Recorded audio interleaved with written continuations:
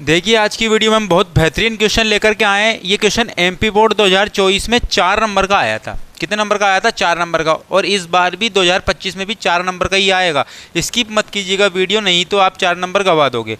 देखिए ये समीकरण है 3x + 4y = 10, ये एक समीकरण हो गया। और 2x - 2y = 2, ये एक समीकरण हो गया। अर्थात ये दो रेखीय समीकरण है, इनको सोल्व करना है। ये आपकी मर्जी है, या तो आप विलोपन विधि से करो या प्रतिस्थापन विधि से करो। इसमें कोई एक सीमा नहीं देख रखी कि आप विलोपन विधि से ही हल करोगे या फिर प्रतिस्थापन विधि से ही हल करोगे। नहीं, आपकी जो मर्जी हो उससे हल कर सकते हो। इसमें कोई विधि नहीं दी कि ग्राफी विधि विलोपन विधि से हल करो या फिर प्रतिस्थापन विधि से हल करो। आपकी जो मर्जी हो उससे करो। लेकिन मैं बता रहा हूँ विलोपन विधि और आप प्रतिस्थापन विधि को आप मत भूल जाना, क्योंकि 4 नंबर में ही आती है। जब भी आती है तब कितने नंबर में? 4 नंबर में। आइए फिर करते हैं हम इस क्वेश्चन को। तो 4 नंबर गवा दोगे। अगर आपको नहीं आ रही है तो एक काम करो, 4 नंबर के लिए आप है ना विलोपन विधि और प्रतिस्थापन विधि को अच्छे से समझ डालो। तो ये पहली समीकरण है, ये दूसरी समीकरण है। अब मैं करूँगा विलोपन विधि से हल। कौन सी विधि से हल करूँगा? विलोपन विधि से करूँगा हल, और प्रतिस्थापन विधि से भी आप हल कर सकते हो। तो मैं विलोपन विधि से करूँगा हल। तो आप बताइएगा, ये समीकरण नंबर 1 हो गया, ये समीकरण नंबर 2 हो गया। तो मैं स्टेप बाय स्टेप बताऊँगा, ये तो आपको क्वेश्चन में ही दे के रखेगा। आज के बाद आपको विलोपन विधि में कोई समस्या नहीं आएगी। तो मैं हल करूँगा। क्या करूँगा? हल। तो मैं लिखूँगा विधि विलोपन विधि से हल करूँगा। तो मैं कौन सी विधि लिखूँगा? विलोपन विधि। मुझे ये बताना पड़ेगा उसमें विलोपन विधि से, विलोपन विधि से, ठीक है ना, विलोपन विधि से। अब विलोपन विधि में करना क्या है? इसको एक बार उतार लेना है, ठीक है ना। वो तो क्वेश्चन में ही है, इसको एक बार क्या कर लेना है? उतार लेना है। तो यहाँ पर सेम टू सेम मैं क्वेश्चन उतारूंगा। ये समीकरण नंबर क्या हो गई? 1 हो गई। और यहाँ पर 2x - 2y = क्या हो गया? 2। ये समीकरण नंबर कितनी हो गई? 2 हो गई। अब इसमें करना क्या है? इसमें करना क्या, या तो आप y को ले लो या फिर आप देखो इसमें क्या करना होगा, इस x वाली वैल्यू जो x के पहले वाली वैल्यू उसको बराबर करना होगा, या फिर y के पहले वाली वैल्यू को क्या करना होगा? बराबर करना होगा। तो आप मुझे बताइए। तो एक काम करते हैं, इसमें y को बराबर कर लेते हैं, लेकिन हम स्टेप बाय स्टेप ही चलते हैं। x की वैल्यू को बराबर कर लेते हैं। तो x की वैल्यू में पहले समीकरण में तो 3 है और दूसरे समीकरण में कितना है? 2। तो एक काम कीजिएगा, ये दूसरे समीकरण में जो x का जो गुणांक है उसका तो गुणा यहाँ कर दो आप 2, और जो एक समीकरण नंबर 1 में x का जो गुणांक है उसका गुणा यहाँ पर कहाँ कर दो? 2 में कर दो। यानी क्रॉस में करना है, इसका गुणा पहले में और इसका गुणा दूसरे में। बहुत ही बेहतरीन तरीका है ये।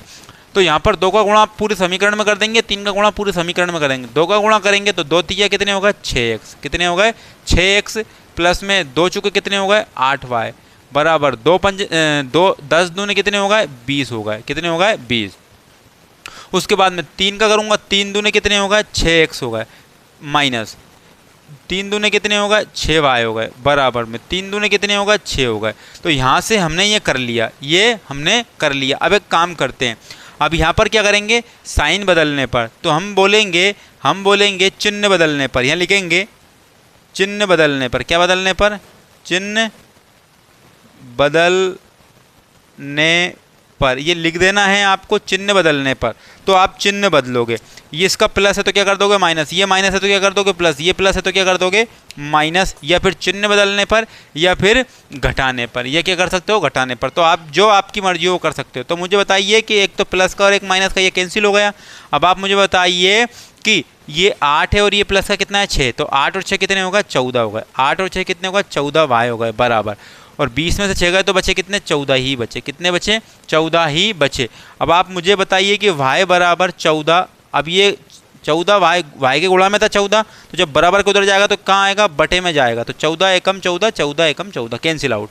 तो y बराबर यहाँ कितना मिल गया? 1 मिल गया। y बराबर कितना मिल गया? 1 मिल गया। अब y की वैल्यू समीकरण नंबर 1 में रख देंगे। तो यहाँ लिखेंगे हम y का मान समीकरण 1 में रखने पर, समीकरण 1 में रखने पर। तो समीकरण नंबर 1 क्या कहती है? तो समीकरण नंबर 1 ये कहती है। तो इसमें रख दो आप 3x लिखा मैंने, प्लस में क्या लिखा? 4y लिखा, और बराबर में कितना लिख दिया? 10। आप चाहो तो समीकरण नंबर 2 में भी रख सकते हो, कोई दिक्कत वाली बात नहीं है। तो 3x लिखा हमने, प्लस में, क्योंकि अभी y की वैल्यू निकाली, आप किसकी वैल्यू निकालेंगे, x की वैल्यू, तो y, तो यहाँ पर लिखा 4 और y की वैल्यू कितनी थी, y की वैल्यू 1 निकल के आई थी, तो y की वैल्यू 1 लिख दी यहाँ पर, तो बराबर में कितने आ गए, 10 आ गए। तो 3x प्लस में 4 एकम कितने हो गए, 4, बराबर कितने हो गए, 10 हो गए। तो 3x बराबर कितने हैं, 10। जब ये बराबर के उधर जाएगी तो प्लस की थी तो किसकी हो जाएगी, माइनस की हो जाएगी। तो 3x बराबर में 10 में से 4 गए तो बचे कितने, 6।